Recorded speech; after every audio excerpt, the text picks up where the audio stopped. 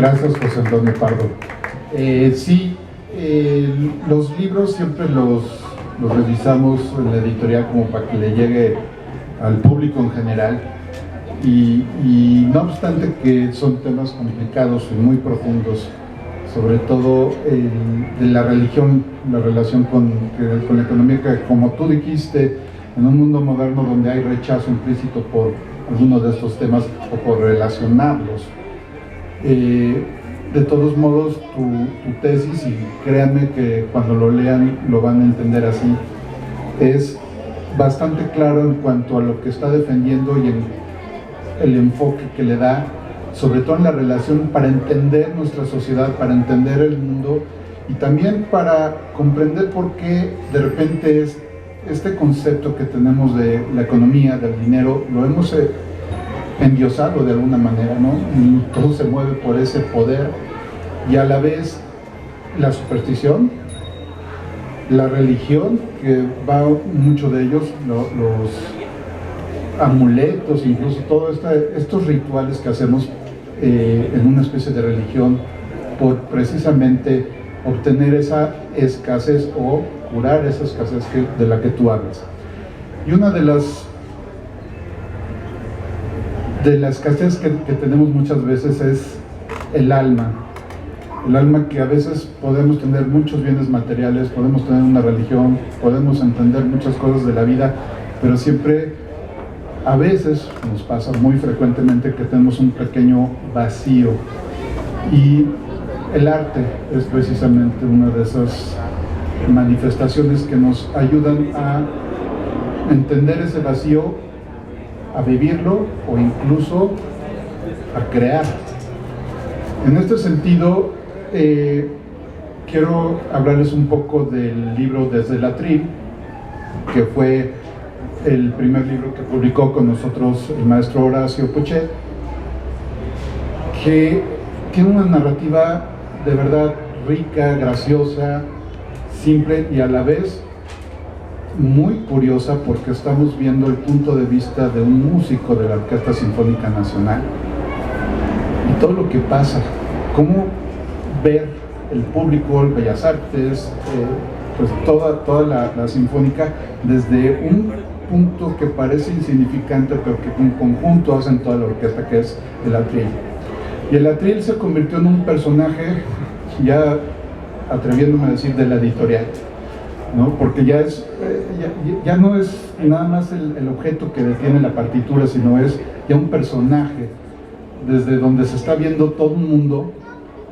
Pero en el primer libro lo vimos desde el foro de Bellas Artes y algunas otras partes sobre todo del centro de la ciudad y Coyoacán.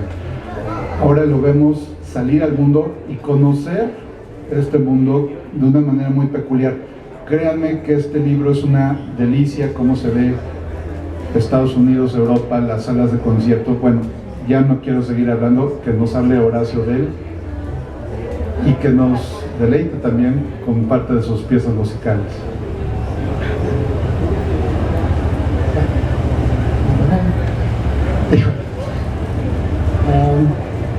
Buenas tardes.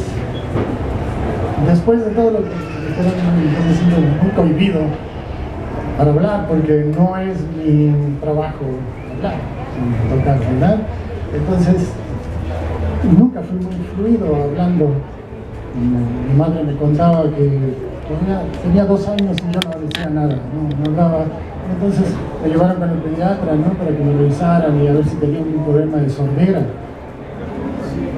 Obviamente no era sordo, porque después fui músico. Y dice que la primera palabra que dije, bueno, no se puede repetir acá porque ahí estaba yo muy enojado. Entonces mi lenguaje a lo mejor era ese, fruto de la ira. Eso no se ve en los libros, no voy a hacer mala propaganda de mi libro, pero pensé que eso, que mi relación con el lenguaje era más bien musical y que a lo mejor una virtud del libro fuera esa, un lenguaje que fuera armonioso. Otra virtud del libro que veo es la brevedad. no se van a llevar mucho tiempo en él. Si no lo leen en un día lo leen en dos. Y creo que es ameno, que no es aburrido, o por lo menos traté de evitar la monotonía con muchos registros emocionales, ¿no? Desde lo sublime hasta lo ridículo, ¿no? Y desde lo más común y corriente hasta cosas más profundas, de repente reflexiones que pueden ser interesantes, reflexiones como es un viaje, es el viaje de la música, cómo llega a otros públicos la música, cómo llega la patria también reflejada en la música, porque bueno, cuando la Sinfónica va de viaje, el repertorio que llevamos obviamente es predominantemente mexicano. Llevamos autores como Chávez, como Revueltas, como Ponce, y algunos latinoamericanos como Piazzolla o Villalobos. Entonces, ¿de eso trata el libro? El libro trata del viaje de la música hacia otros públicos, un viaje que empieza en la mente del autor, luego pasa por las manos del intérprete y llega a los oídos de la gente. Sí, antes había escrito un libro y también sobre la orquesta, sobre la experiencia del músico. Y bueno, quería yo ligar también con lo que estaban diciendo los otros autores. Y en mis libros está muy presente también un autor para mí muy importante en mi vida, que fue Dante Alighieri. El primer libro empieza pues con un epígrafe, una invocación a las musas que hace Dante al inicio del Paraíso. Aquí lo tengo.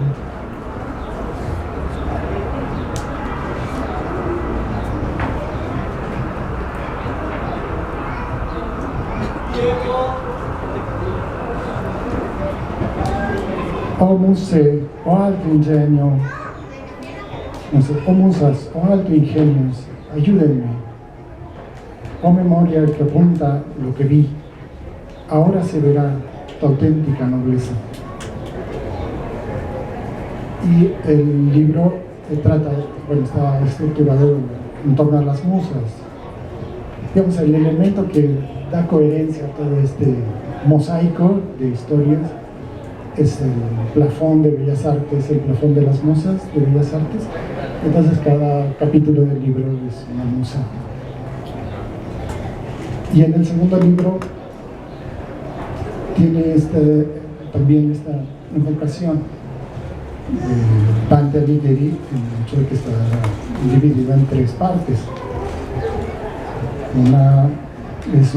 La primera gira a Estados Unidos, una gira de costa a costa, en donde a lo mejor el músico que narra está en un estado de ánimo un poco sombrío.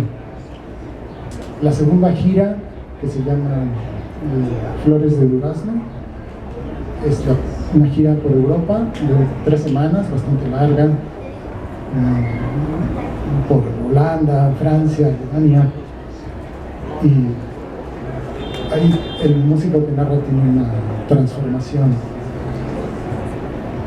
desde donde empieza evocando algunos recuerdos tristes y luego es transformado por el arte, por la vivencia de la cultura con la que se encuentra, con la pintura, la arquitectura, las salas de concierto mismo.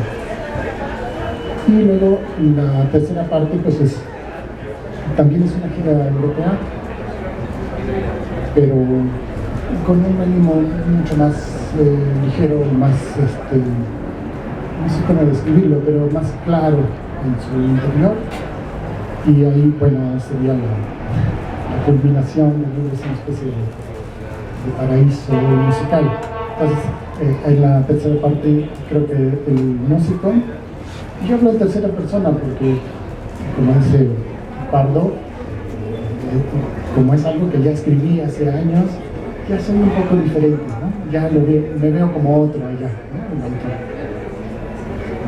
Entonces esa tercera parte pues es su paraíso musical, en donde llega a la principal sala, ¿no?, de música del mundo, que es Viena, la Musikverein de Viena.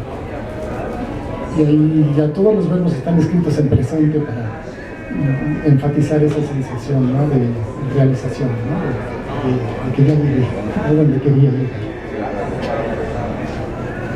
Y ¿qué otra cosa dantesca que tienen los dos libros? Bueno, un pequeño homenaje, ¿no?, a la Divina Comedia, que tenían con la palabra estrellas, ¿verdad? Desde la tril termina.